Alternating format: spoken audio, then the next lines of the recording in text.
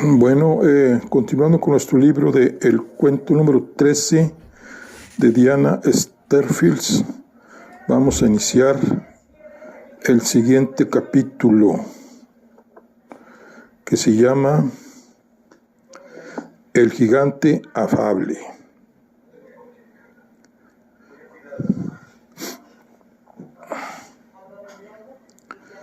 Eché a correr.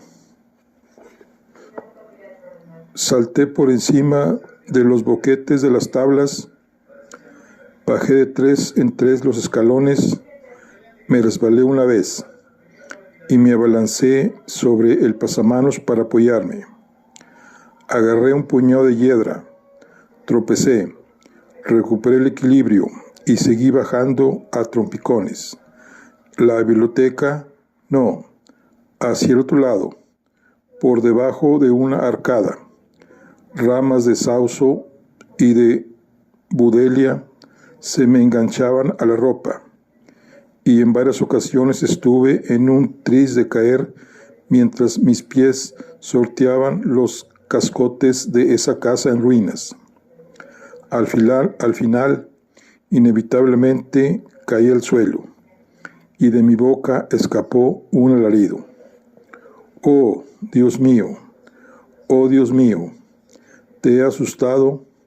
¡Oh, Dios mío! Me volví hacia la arcada. Asomando por el rellano de la galería, vislumbré no el esqueleto ni el monstruo de mi imaginación, sino un gigante. El individuo bajó ágilmente por la escalera, avanzó con soltura y despreocupación por los escombros, y se detuvo delante de mí con una expresión de intensa preocupación en la cara. Válgame el cielo. Debía de medir 1,90 m o 95, y era corpulento, tan corpulento que la casa parecía empequeñerse a su alrededor. No quería. Verás, pensaba que, como llevabas ahí un rato, pero eso no importa. Lo que ahora importa, querida, es si te has hecho daño. Me sentí reducida al tamaño de un niño, pero pese a sus colosales dimensiones, ese hombre también tenía algo de niño. Demasiado regordete para tener arrugas. Su rostro era redondo y de angelote, y alrededor de su rala cabeza pendía una cuidada aureola de rizos de un tono rubio plateado. Sus ojos, redondos como las monturas de sus gafas, eran amables y poseían una transparencia azul. Yo debí de tener cara de aturdida, y quizás estuviera pálida. El gigante se arrodilló a mi lado y me tomó la muñeca. Caray, menudo porrazo te has pegado. Si hubiera, no debí, pulso algo acelerado. La espinilla me ardía. Me llevé una mano a la rodilla del pantalón para tocar una gota, y cuando la retiré tenía los dedos manchados de sangre. ¡Oh, Dios! ¡Oh, Dios! Es la pierna, ¿verdad? Está rota. ¿Puedes moverla? Moví el pie y el alivio se dibujó en su rostro. Gracias a Dios. Nunca me lo habría perdonado. No te muevas. Quédate aquí descansando mientras yo voy a buscar. Vuelvo enseguida. Y se marchó. Sus pies sortearon con delicadeza los bordes mellados de la madera y subieron la escalera dando brincos mientras su torso avanzaba majestuosamente, como desconectado del intrincado juego de piernas que tenía debajo. Respiré hondo y esperé. He puesto en marcha el hervidor de agua, anunció a su regreso. Llevaba consigo un botiquín de verdad, blanco, con la cruz roja encima. Extrajo un desinfectante y una gasa. Siempre he dicho que alguien acabaría haciéndose daño en este viejo caserón. Hace años que tengo este botiquín. Más vale prevenir que curar, ¿no crees? Oh, Dios mío, oh, Dios mío. Hizo una mueca de dolor al apretar la punzante grasa contra el corte de mi espinilla. Seamos valientes, ¿de acuerdo? ¿Tienes electricidad?, pregunté. Me sentía algo abrumada. ¿Electricidad? Pero si es una casa en ruinas. Me miró fijamente, sorprendido por la pregunta, como si al caer hubiera sufrido una contusión y hubiera perdido el juicio. Lo digo porque creí que oíste decir que habías puesto en marcha el hervidor de agua. Ah, entiendo. No, tengo un hornillo de gas. Antes tenía un termo, pero alzó la nariz. El té hecho en termo no es muy bueno que digamos. ¿No crees? Escuece mucho.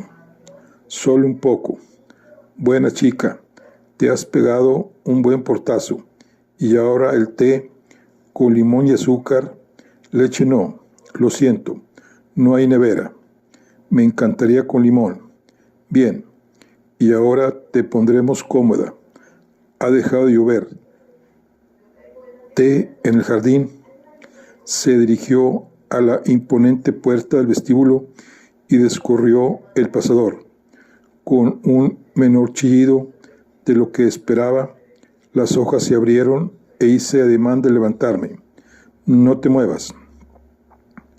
El gigante llegó brincando hasta mí, se agachó y me recogió del suelo. Me llevó en volandas y suavemente al exterior. Me sentó de lado sobre el lomo de uno de los gatos negros que yo había admirado hacía una hora. Espera aquí, y cuando regrese, tú y yo disfrutaremos de una deliciosa merienda. Entró de nuevo en la casa. Su colosal espalda se deslizó escalera arriba. Avanzó por el pasillo y entró en la tercera habitación. Cómoda, asentí con la cabeza. Estupendo. El gigante sonrió como si realmente aquella situación fuera estupenda. Y ahora, ¿qué tal si nos presentamos? Yo soy Love, Aurelius Alfonso Loves, pero llámame Aurelius. Me miró con expectación. Margaret Lea. Margaret. Esbozó una sonrisa radiante. Magnífico, realmente magnífico. Y ahora come. El gigante había desdoblado una servilleta, esquina por esquina, entre las orejas del gran gato negro. Dentro había una generosa porción de un bizcocho oscuro y pegajoso. Le di un bocado. Era el bizcocho perfecto para un día de frío, condimentado con jengibre, dulce pero picante. Aquel desconocido filtró el té en sendas tazas de delicada porcelana. Me tendió un azucarero con terrones y luego extrajo una bolsita de terciopelo azul de su bolsillo superior y la abrió. Descansando sobre el terciopelo había una cucharita de plata con una A alargada, con la forma de un ángel estilado, adornando el mango. Cogí la cucharilla, removí con ella mi té y se la devolví. Mientras yo bebía y comía, mi anfitrión se sentó en el segundo gato, que bajo su enorme contorno adquirió de repente el aspecto de un cachorro. Comía en silencio, con cuidado y concentración. También él me observaba comer, anhelando que el bizcocho fuera de mi agrado. Estaba delicioso, dije, casero, supongo. De un gato a otro había unos 3 metros, de manera que para conversar teníamos que elevar ligeramente la voz, lo que daba a la conversación un toque teatral, como si se tratara de representación. Y lo cierto era que teníamos público. Cerca de la linde del bosque, un ciervo totalmente inmóvil nos observaba con curiosidad. Sin pestañear, vigilante, con las fosas nasales agitadas. Cuando advirtió que lo había visto, no hizo ademán de huir, sino que optó por lo contrario, por no tener miedo. Mi compañero se limpió los dedos con la servilleta, la sacudió y la dobló en 4. Entonces, ¿te ha gustado? La señora Lowe me dio la receta. Preparo este bizcocho desde niño. La señora Lowe era una cocinera maravillosa, una mujer maravillosa en todos los sentidos. Naturalmente, ya no está con nosotros. Se fue a una edad avanzada, aunque yo había confiado en que... Pero no pudo ser. Comprendo. Si bien no estaba segura de comprender, la señora Lowe era su esposa, aunque había dicho que hacía ese bizcocho desde que era niño. No podía estar refiriéndose a su madre. No, podía estar refiriéndose a su madre. ¿Por qué iba a llamar a su madre señora Lowe? Aún así, 2 cosas estaban claras: que la había querido y que la mujer estaba muerta. Lo siento, dije. Aceptó mi pésame con una expresión triste, pero después su rostro se iluminó. Eso sí, me dejó un recuerdo muy digno. ¿No crees? Me refiero al bizcocho.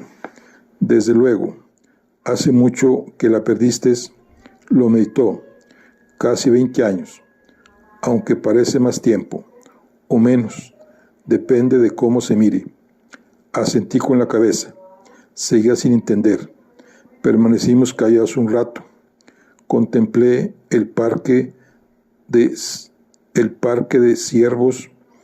En el vértice del bosque estaban asomando otros ciervos. Se movían con el sol por la hierba del parque. El escozor de la espinilla había disminuido. Me encontraba mejor. Dime una cosa, comenzó el extraño, y sospeché que había tenido que armarse de valor para hacer su pregunta. ¿Tienes madre? Di un respingo. La gente casi nunca repara en mí el tiempo suficiente para hacerme preguntas personales. ¿Te has molestado? Perdona la pregunta, pero ¿cómo podría explicártelo? La familia es un tema pero si prefieres, no, lo siento. No pasa nada, respondí con calma. No me importa. Y lo cierto era que no me importaba, ya fuera por la sucesión de impresiones que había tenido o por la influencia de ese entorno tan extraño.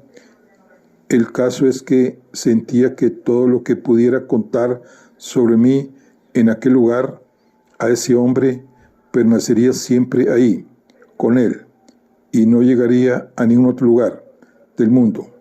Contara lo que contara, no tendría consecuencias, de modo que contesté: sí, tengo madre.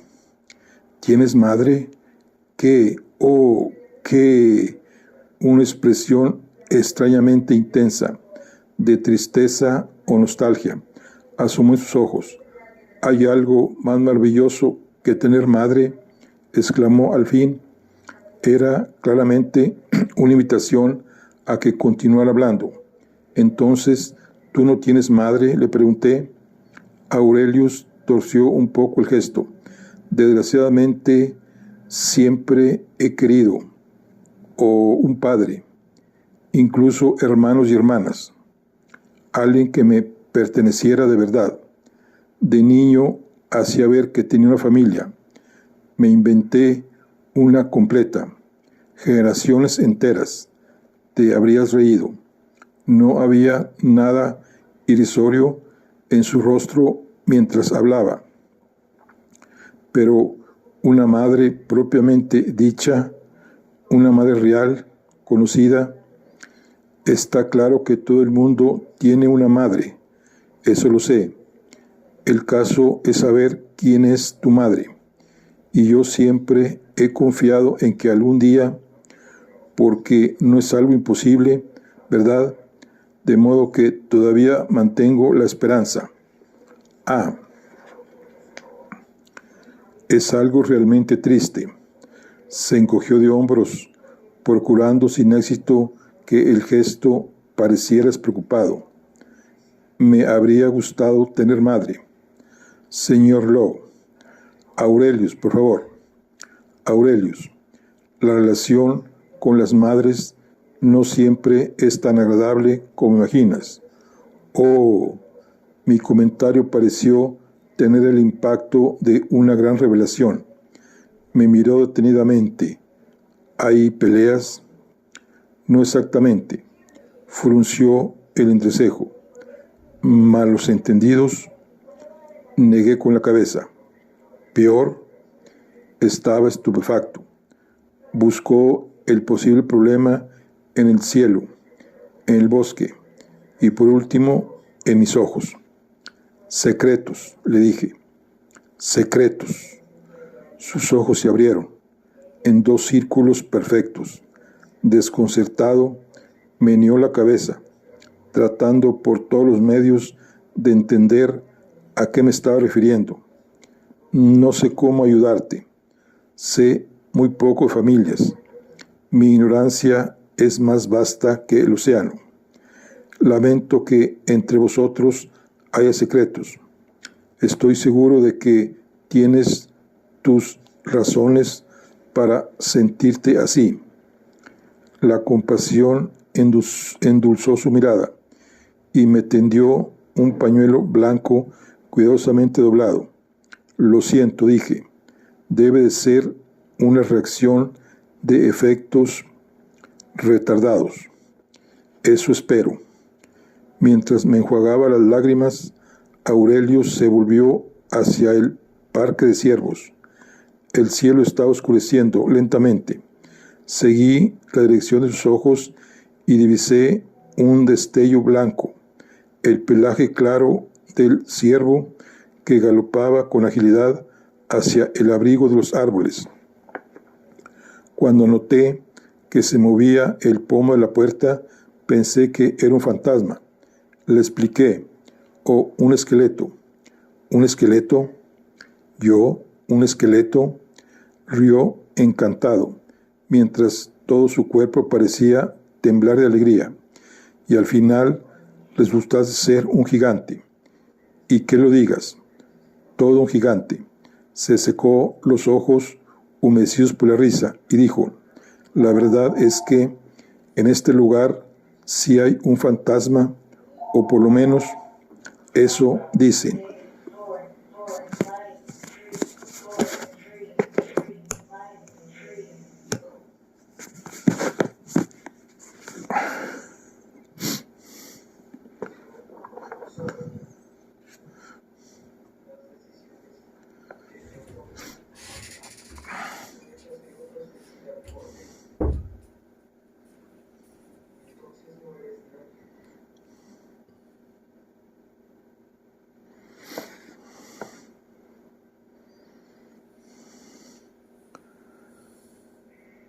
Un esqueleto, yo, un esqueleto, rió encantado mientras todo su cuerpo parecía temblar de alegría. Y al final resultaste ser un gigante. Y que lo digas, todo un gigante. Se secó los ojos húmedos por la risa y dijo, la verdad es que en este lugar sí hay un fantasma, o por lo menos eso dicen. Lo sé, estoy a punto de decir, lo he visto. pero lógicamente no estábamos hablando del mismo fantasma. ¿Lo has visto? No, suspiró. No he visto ni la sombra de un fantasma. Nos quedamos un rato callados, absortos, cada uno en sus propios pensamientos. Empieza a refrescar, señalé. ¿Tu pierna ya está bien? Creo que sí. Resbalé por el lomo del gato e intenté apoyarme en ella. Sí, está mucho mejor. Estupendo, estupendo. Nuestras voces eran murmullos con la luz menguante. ¿Quién era exactamente la señora Love? La señora que me acogió. Me dio su apellido. Me dio su libro de recetas. En realidad, me lo dio todo. Asentí. Recogí mi cámara de fotos. Creo que es hora de irme. Debería intentar fotografiar la iglesia antes de que la luz se vaya del todo. Muchas gracias por la merienda. Yo tampoco tardaré en marcharme. Ha sido un verdadero placer conocerte, Margaret. ¿Vendrás otro día? ¿No vives realmente aquí, verdad? Pregunté con voz dudosa. Aurelius rió. Era un dulzor oscuro, sustancioso como el bizcocho. Dios mío, no. Tengo una casa ahí, señaló el bosque. Vengo aquí por las tardes, digamos que para meditar. Van a derribar la casa. Supongo que ya lo sabes. Lo sé. Aurelius acarició el gato, algo distraído, pero con cariño. Es una pena, ¿no crees? Echaré de menos este viejo caserón. De hecho, cuando te oí, pensé que era uno de ellos, un perito o algo parecido, pero ha resultado que no. No, no soy perito. Estoy escribiendo un libro sobre alguien que vivió aquí. Las muchachas de Angel Fields, sí. Aurelius asintió pensativamente con la cabeza. ¿Sabías que eran gemelas? Debe de ser increíble. Por un momento su mirada viajó muy lejos. ¿Vendrás otro día, Margaret? Preguntó mientras yo recogía mi bolsa. Tengo que hacerlo. Se llevó una mano al bolsillo y sacó una tarjeta.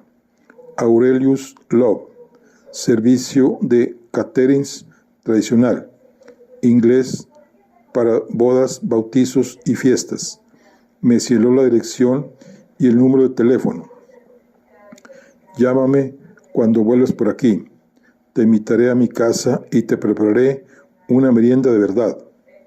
Antes de separarnos, Aurelio me cogió la mano y le dio unas palmaditas suaves, a la antigua usanza. Luego, su enorme cuerpo subió elegantemente la enorme escalinata y cerró las pesadas puertas tras de sí. Bajé lentamente por el camino, en dirección a la iglesia, con la mente ocupada por el extraño que acabo de conocer y del que me había hecho amiga. Era algo inusitado en mí, y al cruzar la puerta del cementerio me dije que quizá la extraña fuera yo. ¿Era solo imaginaciones mías o desde que había conocido a la señorita Winter yo no era la misma? Bueno, aquí concluimos lo que es nuestro capítulo de El gigante afable. Estamos con el libro de El cuento número 13 de Diana Esther Fields. Nos vemos en la siguiente. Hasta luego.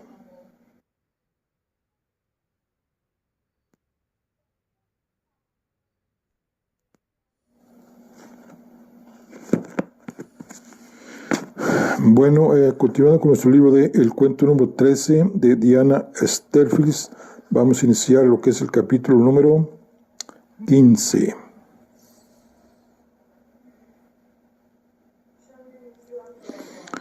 Que se llama Tumbas.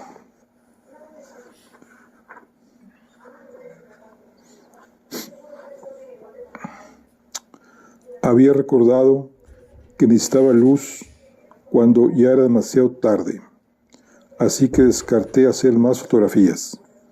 Entonces saqué mi libreta para pasear por el cementerio.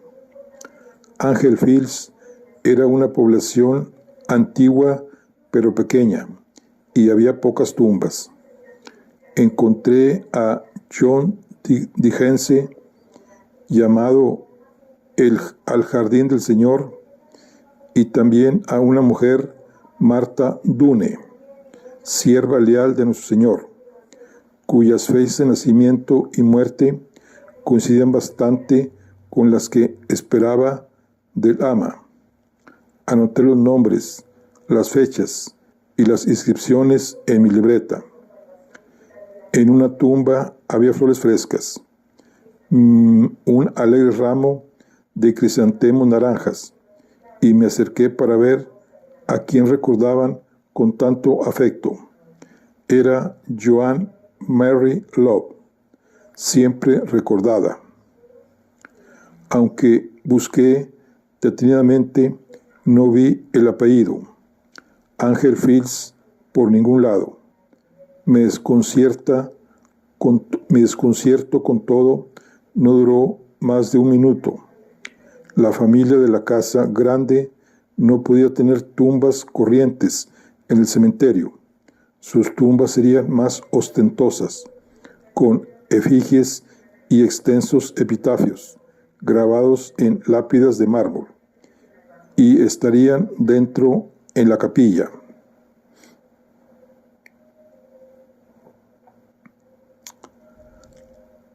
La iglesia tenía un aspecto lúgubre. Las viejas ventanas angostas, fragmentos de vidrio verdoso contenidos en un sólido entramado de arcos de piedra, dejaban entrar una luz sepulcral que iluminaba débilmente la pálida piedra de las columnas y los arcos, las blanqueadas bóvedas entre las vigas negras del techo y la madera pulimentada de los bancos. En cuanto mis ojos se acostumbraron a la tenue luz, examiné las lápidas y los monumentos que descansaban en la pequeña capilla. Todos los Angel Fields muertos desde hacía siglos tenían sus epitafios ahí, renglones y renglones de locuaz encomio, grabados sin reparar en gastos en costoso mármol. Yo volvería otro día para descifrar las inscripciones de esas primeras generaciones. Entonces solo estaba buscando un puñado de nombres. Con la muerte de Jorge Angel Fields terminaba la elocuencia fúnebre. Charlie e Isabelle, presumiblemente fueron ellos quienes así lo decidieron, no parecían haber puesto mucho empeño en resumir la vida y la muerte de su padre para las generaciones futuras. Liberado de las penas terrenales, descansa ahora con Salvador. Era el lacónico mensaje grabado en su lápida. El papel de Isabel en este mundo y su marcha del mismo aparecía resumido en términos bastante convencionales. Adorada madre y hermana, partió a un lugar mejor. No obstante, anoté la frase en mi libreta e hice un cálculo rápido. Más joven que yo, no tan trágicamente joven como su marido, pero había muerto a una edad muy temprana. Estuve a punto de saltarme a Charlie. Descartadas aquella tarde el resto de lápidas de la capilla, me disponía a tirar la toalla cuando mis ojos divisaron finalmente una losa pequeña y oscura, tan pequeña y tan negra que parecía concebida para que resultara invisible o, cuando menos, insignificante. Como no había pan de oro que iluminara las letras, fui incapaz de descifrarlas con solo mirar, de manera que alargué una mano y palpé la inscripción palabra por palabra, con las yemas de los dedos, como si fuera braille. Charlie Angel Fields desapareció en la oscura noche, nunca volveremos a verlo. No había fecha. Sentí un escalofrío. Me pregunté quién habría elegido esas palabras. Vida Winter, y qué emoción escondían. Tuve la impresión de que el texto encerraba cierta ambigüedad. Expresaba el dolor de una pérdida, o era la despedida triunfal de los supervivientes de una mala persona. Cuando salí de la iglesia y eché a andar lentamente por el camino de grava hacia la verja de la casa del guarda, sentí un escrutinio leve, casi ingrávido en la espalda. Aurelius se había ido. Por tanto, ¿qué era? ¿El fantasma de Angel Fields o los ojos calcinados de la casa? Probablemente no fuera más que un ciervo que me observaba, invisible, desde la penumbra del bosque.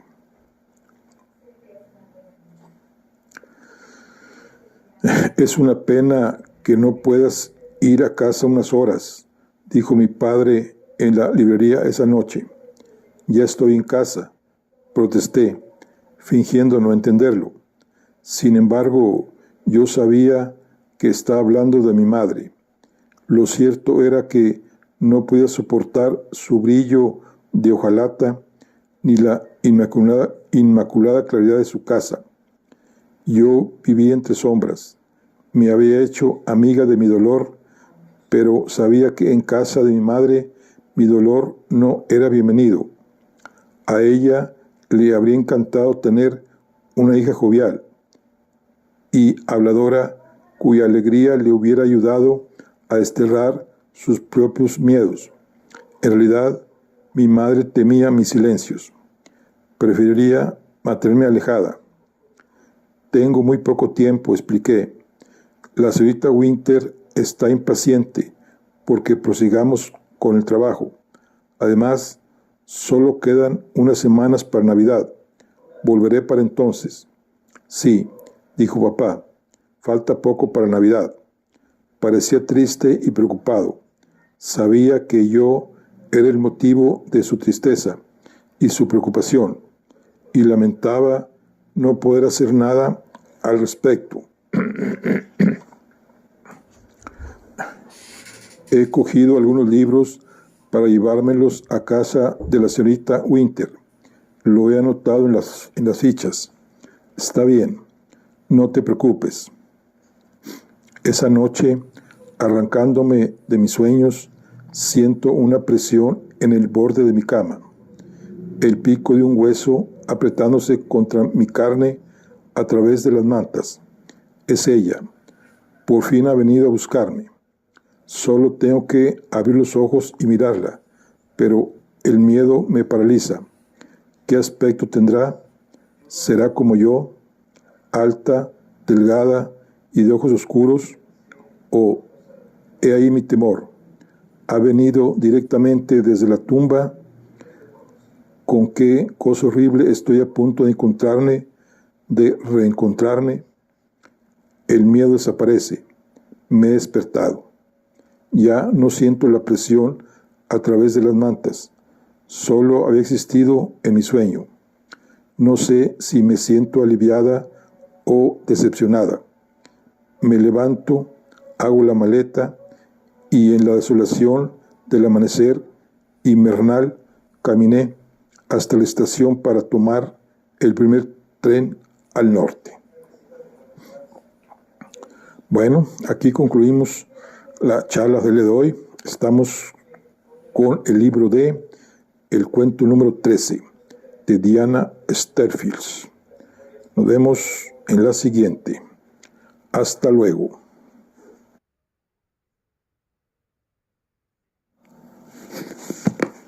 Bueno, continuando con nuestro libro de el cuento número 13 de Diana Steelfield, vamos con el capítulo número 16.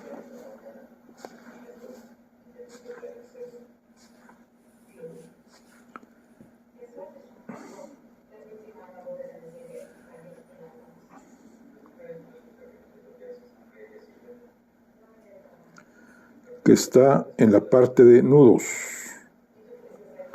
Y el capítulo se llama La llegada de Hester.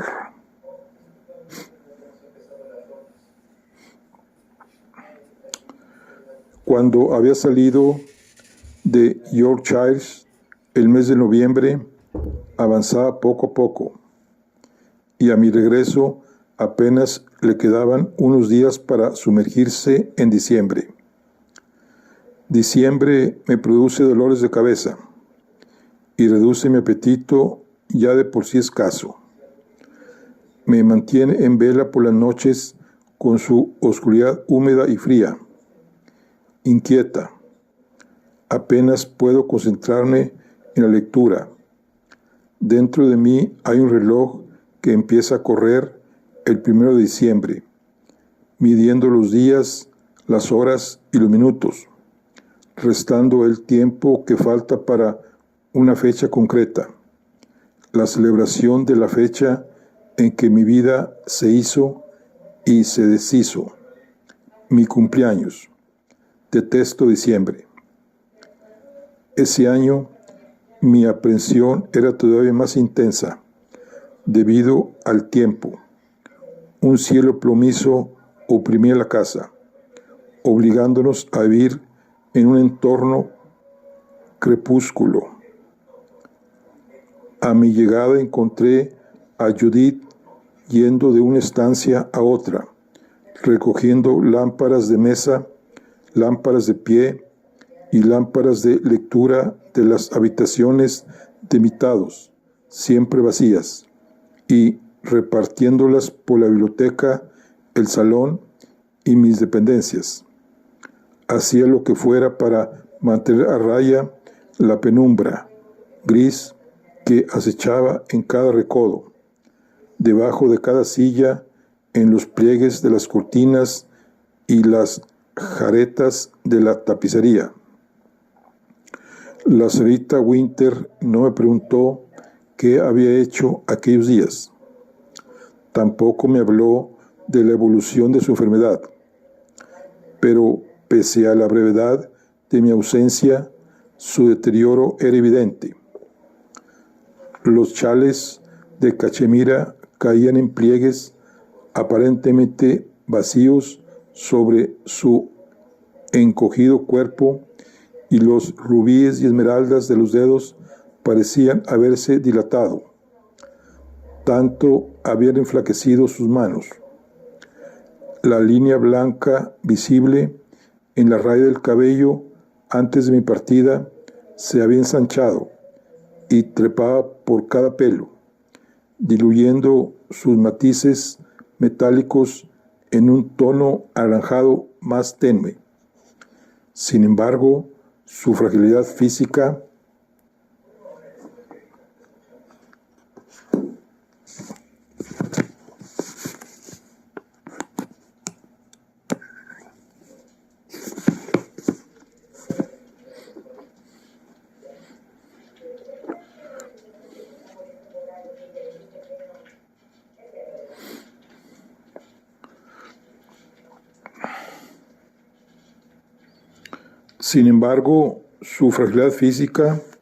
la señorita Winter poseía una fuerza y una energía que trascendían la enfermedad y la edad y la hacía poderosa. En cuanto me percaté en la biblioteca, sin darme apenas tiempo de tomar asiento, en cuanto me personé en la biblioteca, sin darme apenas tiempo de tomar asiento y sacar mi libreta, empezó a hablar, retomando la historia donde la había dejado, como si le fuera a estallar por dentro y no pudiera contenerla ni un minuto más. Tras la marcha de Isabel, los vecinos coincidieron en que debía hacerse algo por las niñas. Tenían 13 años. No era una edad adecuada para dejarlas desatendidas. Necesitaba la influencia de una mujer. No convendría enviarlas a un colegio, pero ¿qué colegio aceptaría a unas niñas como esas? Cuando llegaron a la conclusión de que la idea del colegio era inevitable, decidieron que lo mejor sería contratar a una institutriz. Y encontraron una. Se llamaba Hester Barro. No era un hombre bonito. Tampoco ella era una muchacha bonita. El doctor Mausley se hizo cargo de todo. Charlie, encerrado con su dolor, apenas era consciente de lo que ocurría a su alrededor. Y a John Didig y el ama, simples sirvientes de la casa, nadie les consultó. El doctor se puso en contacto con el señor Lomax, el abogado de la familia, y entre los dos, y con la ayuda del director del banco, llevaron a cabo todas las gestiones. Nosotras, impotentes, pasivas, compartíamos la expectación, cada una con nuestra mezcla particular de emociones. El ama tenía sentimientos encontrados.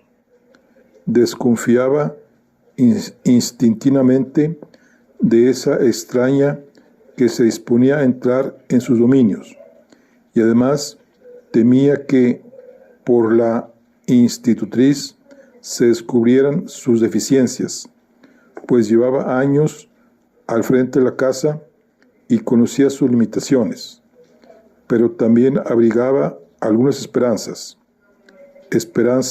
de que la recién llegada inculcara en la niña cierto sentido de la disciplina y restaurara el juicio y los buenos modales en la casa. De hecho, tanto anhelaba un hogar ordenado, bien llevado, que los días anteriores a la llegada de la institutriz le dio por darnos órdenes, como si nosotras fuéramos unas niñas dadas a obedecer. Huelga decir que no le hicimos ni caso.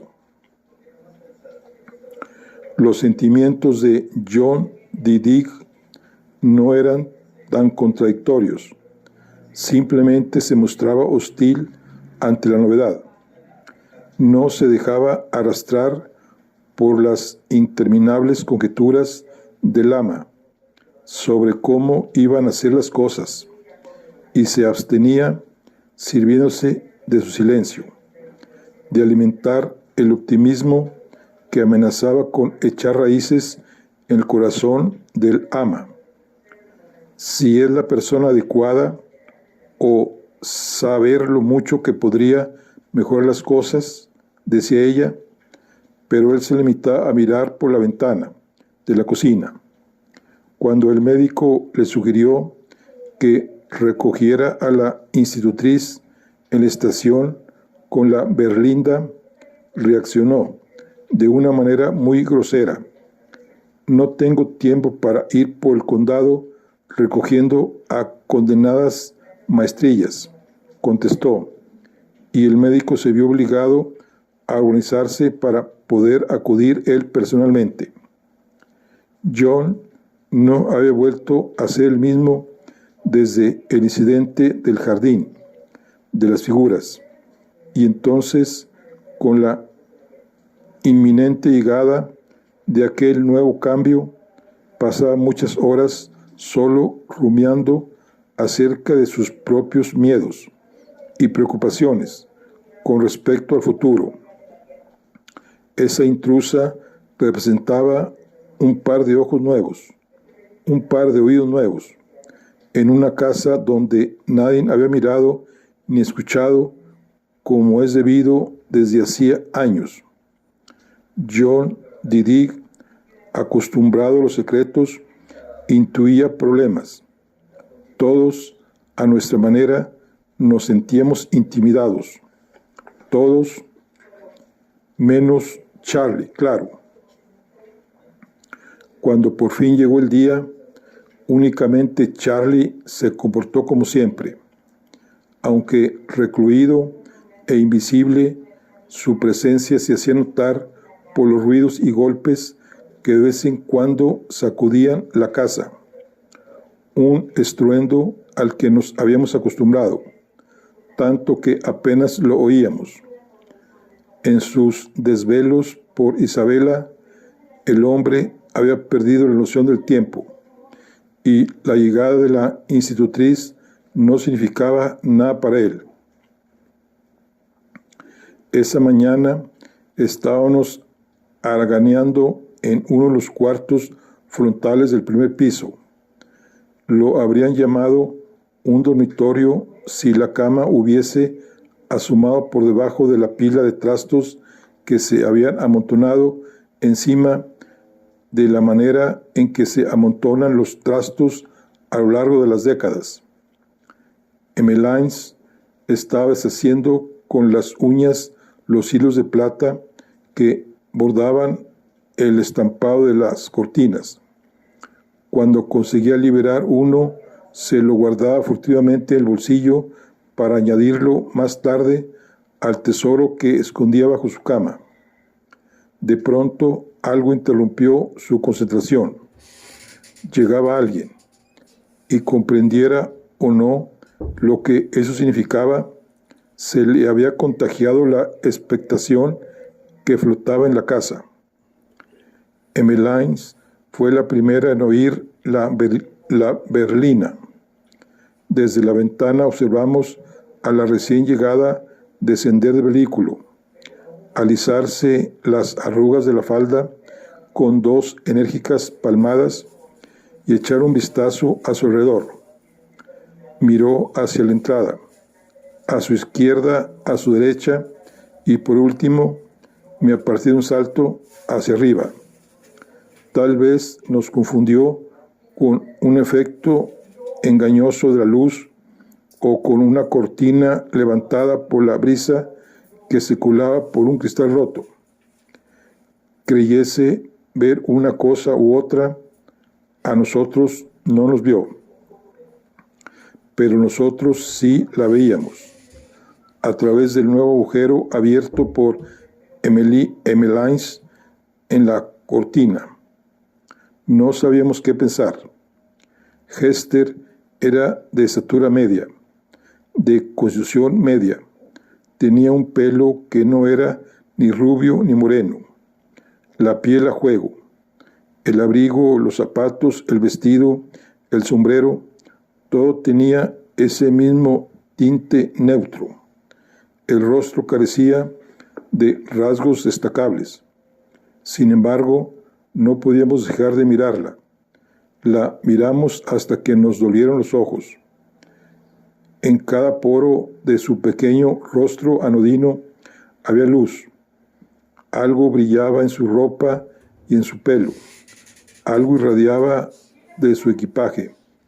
Algo proyectaba un resplandor en torno a su persona como una bombilla. Algo hacía que resultara exótica. No teníamos ni idea de qué era ese algo. Nunca habíamos imaginado nada igual. Lo descubrimos más tarde. Hester estaba limpia, toda ella restregada, enjabonada, enjuagada, frotada y encremada. Imagínate lo que pensó de Ángel Fields. Cuando llevaba en la casa 15 minutos, envió al ama a buscarnos. No hicimos caso y esperamos a ver qué ocurría. Esperamos y esperamos y no ocurrió nada. Esa fue la primera vez que nos desorientó, solo que entonces no lo sabíamos. De nada servía nuestra habilidad para escondernos, si la mujer no pensaba ir a buscarnos, y no lo hizo. Nos pusimos a dar vueltas por la habitación, al principio aburridas, después molestas por la curiosidad que se iba apoderando de nosotras, pese a nuestros esfuerzos por combatirla. Empezamos a prestar atención a los ruidos que llegaban de abajo, la voz de John Didig, el arrastre de muebles, algunos portazos y otros golpes. Luego se hizo el silencio. Nos llamaron para comer y no bajamos. A las 6, el ama nos llamó de nuevo. Bajad a cenar con vuestra nueva institutriz, niñas. Nos quedamos en el cuarto. No apareció nada. Poco a poco empezamos a intuir que la recién llegada era una fuerza que no debíamos subestimar. Más tarde, oímos el trajín de los miembros de la casa preparándose para acostarse, pasos en la escalera, y la voz del ama diciendo: «Espero que esté cómoda, señorita», y la voz de la institutriz de acero aterciopelado contestando: «Estoy segura, señora Dune, le agradezco las molestias que se ha tomado.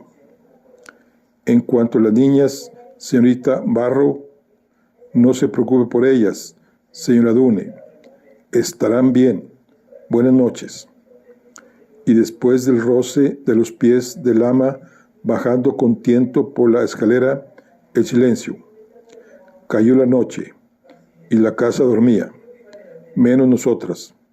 Como sus demás lecciones, los esfuerzos del ama por enseñarnos que la noche era para dormir había fracasado, así que no nos asustaba la oscuridad.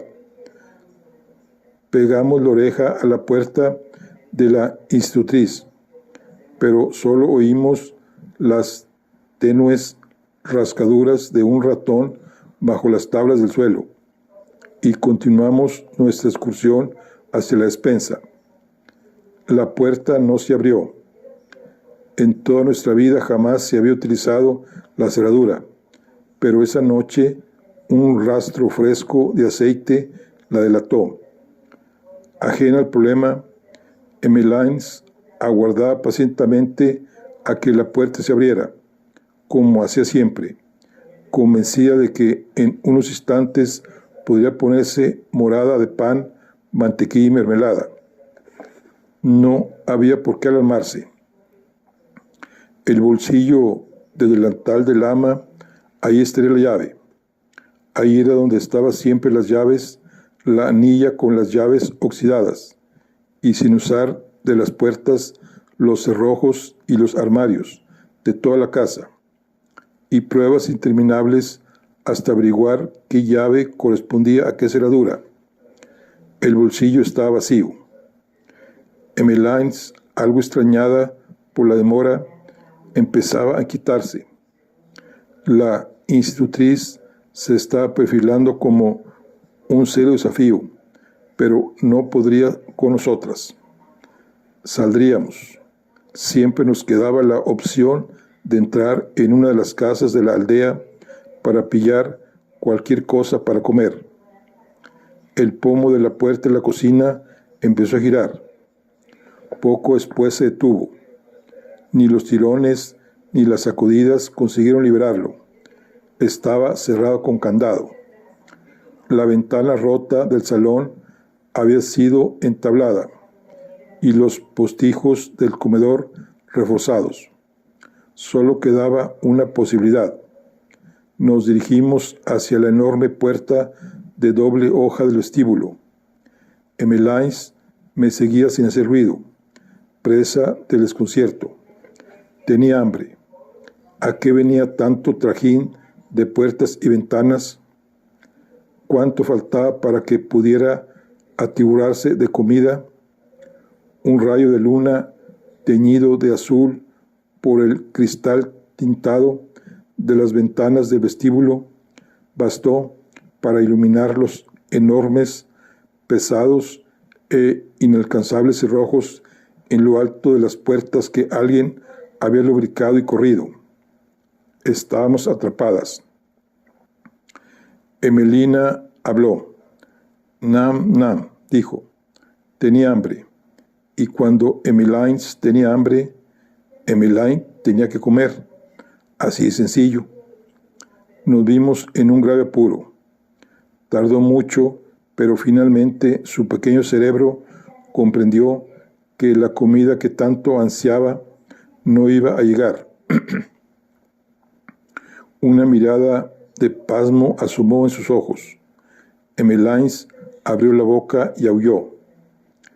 El llanto subió por la escalera de piedra, dobló por el pasillo de la izquierda, viajó otros tramos de escalones y se coló por debajo de la puerta del dormitorio de la nueva institutriz.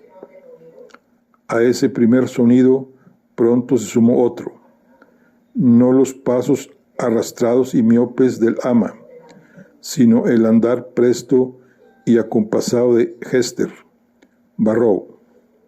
Un clic, clic, clic pausado y enérgico.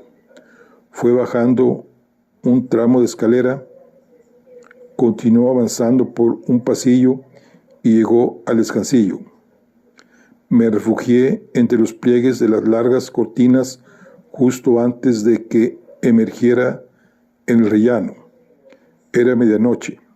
Ahí estaba, en lo alto de la escalera, una figura pequeña y compacta, ni gorda ni delgada, sostenida por un par de piernas robustas y coronada por un semblante sereno y resuelto, con el cinturón de su bata azul anudado con firmeza y el pelo cuidadosamente cepillado.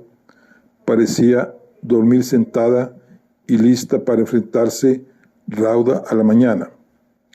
Tenía el cabello fino y pegado a la cabeza, la cara redonda y la nariz regordeta. Era una mujer anodina, o algo incluso peor, pero esa característica en Hester no producía ni de lejos el mismo efecto que en otras mujeres. Hester atraía las miradas. Emmeline, al pie de la escalera, estaba sollozando de hambre, pero en cuanto Hester se presentó en todo su esplendor, dejó de llorar y se quedó mirándola aparentemente apaciguada, como si lo que hubiera aparecido ante ella fuera una bandeja repleta de pasteles. Me alegro de verte, dijo Hester bajando las escaleras.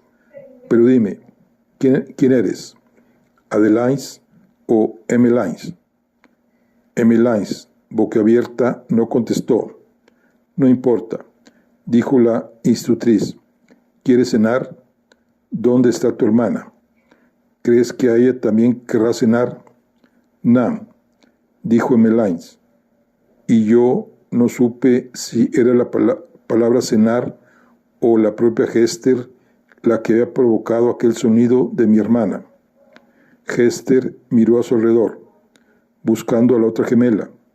La cortina le pareció eso, una mera cortina, pues tras echarle una fugaz ojeada, devolvió toda su atención a Emmeline. Ven conmigo, sonrió. Sacó una llave de su bolsillo. Era de un azul plateado, limpio y lustroso, y brillaba seductor bajo la luz azul. El truco funcionó. Brilla, dijo Emmeline, e ignorando qué era o la magia que podía ejercer, siguió la llave y a Hester con ella por los fríos pasillos hasta la cocina.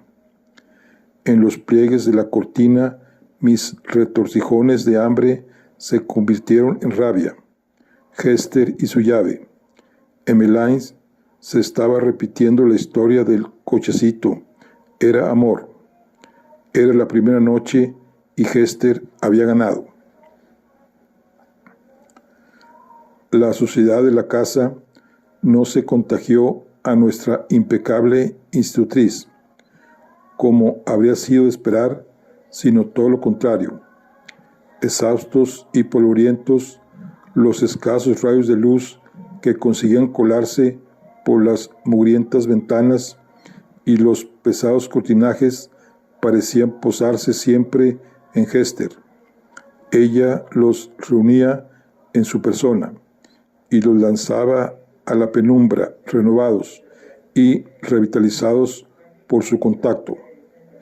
Poco a poco el brillo se fue extendiendo desde Hester hacia el resto de la casa. El primer día únicamente se vio afectada su habitación. Hester descolgó las cortinas y las sumergió en una bañera de agua jabonosa. Las colgó en el tendedero donde el sol y el viento despabilaron el inospechado estampado de rosas de color rosa y amarillo. Mientras las cortinas se secaban, lavó la ventana con papel de periódico y vinagre para dejar entrar luz. Y cuando pudo ver que lo que estaba haciendo, limpió a fondo la habitación. Cuando anocheció, había creado dentro de esas 4 paredes un pequeño cielo de limpidez, y eso fue solo el principio. Con jabón y con lejía, con energía y con determinación, impuso la higiene en la casa. Ahí donde los habitantes llevaban generaciones arrastrándose sin rumbo fijo y medio ciegos, girando cada uno alrededor de sus sórdidos obsesiones, Hester llegó como un milagro purificador. Durante 30 años, el ritmo de vida dentro de aquella casa se había medido por el lento movimiento de las motas de polvo, atrapadas en algún rayo de sol cansino. Pero entonces los piececitos de Hester marcaron los minutos y los segundos, y con un vigoroso golpe de plumero las motas desaparecieron. A la limpieza le sucedió el orden, y la casa fue la primera en notar los cambios. Nuestra nueva institutriz realizó un recorrido exhaustivo.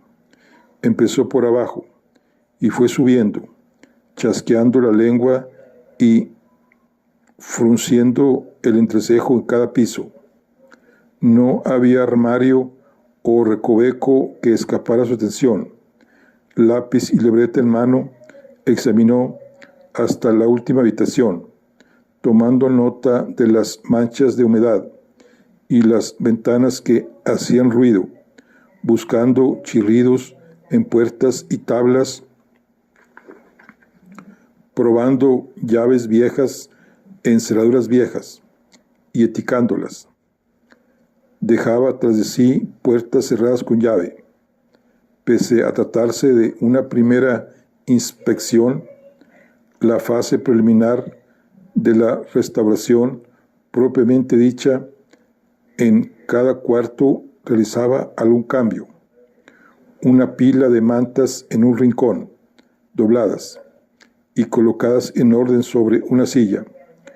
Un libro recogido y encajado debajo de su brazo para su posterior devolución a la biblioteca. La línea de una cortina enderezada. Todo eso hecho con notable presteza, pero sin transmitir la menor sensación de apremio. Parecía que Hester solo tuviera que recorrer con su mirada una habitación para que la oscuridad reculara, para que el caos abochornado comenzara a ordenarse a sí mismo, para que los fantasmas se batieran en retirada. Y de esa manera, hasta la última habitación fue hesterizada. Es cierto que el desván la detuvo en seco. Se le cayó la mandíbula y contempló, horrorizada, el agujero del tejado. Pero incluso frente a ese caos se mostró invencible. Apretando los labios, recuperó la frialdad y se puso a garabatear en su libreta con renovado vigor. Al día siguiente llegó un albañil. Le conocíamos del pueblo.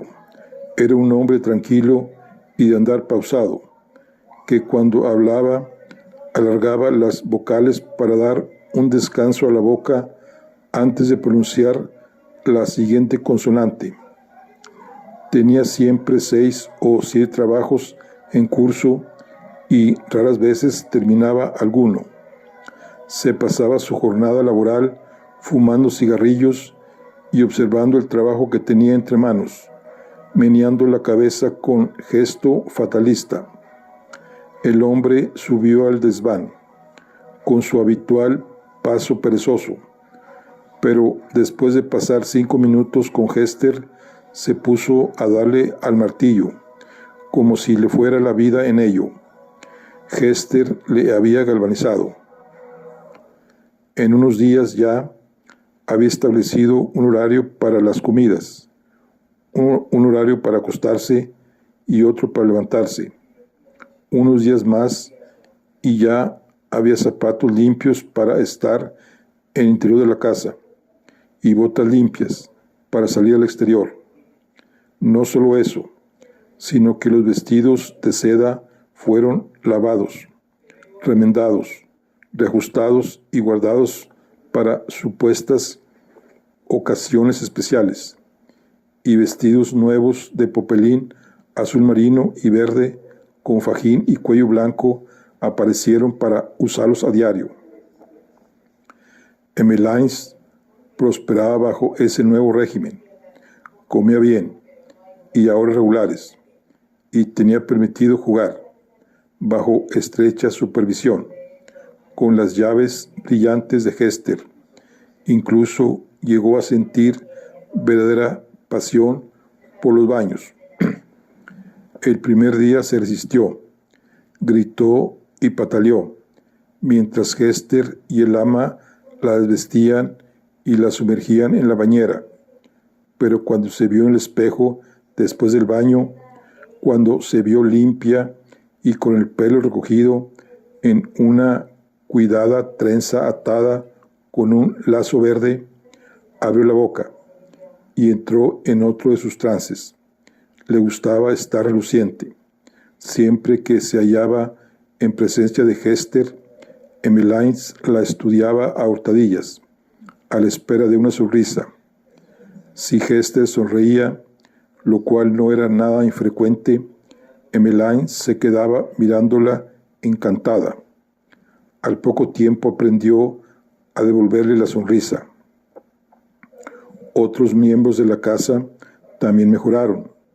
El médico examinó los ojos del ama y, pese a sus protestas, fue llevada a un especialista. A su regreso, había recuperado la vista.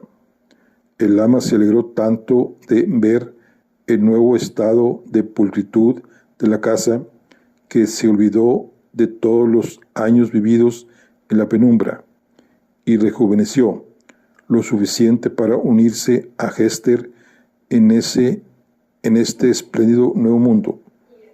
Ni siquiera John Didig, que obedecía las órdenes de Hester a regañadientes y jamás permitía que sus ojos oscuros se cruzaran con los ojos chispeantes y ubicuos de la institutriz, pudo resistirse al efecto positivo de su energía.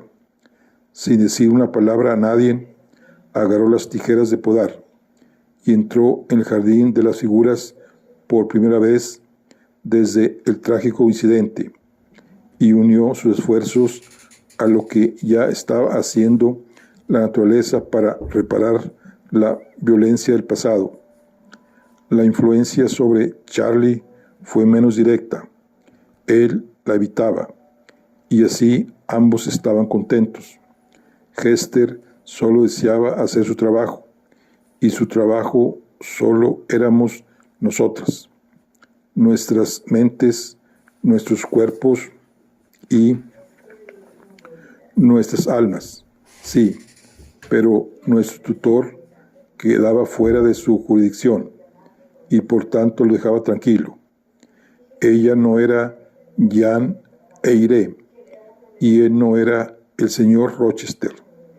Dado el amor por la limpieza de la nueva institutriz, Charlie optó por retirarse a los antiguos cuartos de los niños, del segundo piso, detrás de una puerta firmemente cerrada con llave, donde él y sus recuerdos pudieran resolverse bien a gusto en la mugre. Para él, el efecto Hester se limitó a una mejora de la dieta y a una mano más firme sobre sus finanzas, las cuales, bajo el control honrado pero endeble del ama, habían sufrido el saqueo de vendedores y negociantes sin escrúpulos. Charlie no reparaba en ninguna de esas mejoras, y de haberlo hecho, dudo mucho de que le hubieran importado. Pero Hester mantenía a las niñas bajo control y fuera de la vista, y si Charlie se hubiera detenido a pensarlo, se lo habría agradecido. Bajo el reinado de Hester no existían motivos para que vecinos hostiles acudieran a quejarse de las gemelas. Bajo el reinado de Hester, Charlie no tiene necesidad de bajar a la cocina a comer un sándwich hecho por el ama, y sobre todo no tiene necesidad de abandonar ni por un minuto el reino imaginario en el que vivía con Isabel, solo con Isabel, siempre con Isabel. Todo lo que se dio en territorio lo ganó en libertad. Nunca oía a Hester, nunca la veía, jamás se le cruzaba por la cabeza. Se ajustaba completamente a su manera de vivir. Hester había triunfado. Quizá tuviera cara de torta, pero no había nada que la muchacha no pudiera hacer si se lo proponía. La señorita Winter guardó silencio. Tenía la mirada fija en un rincón de la estancia, donde su pasado se le aparecía con más realismo que el presente y que yo. En los extremos de sus labios y sus ojos parpadeaba una ligera expresión de angustia y pesar.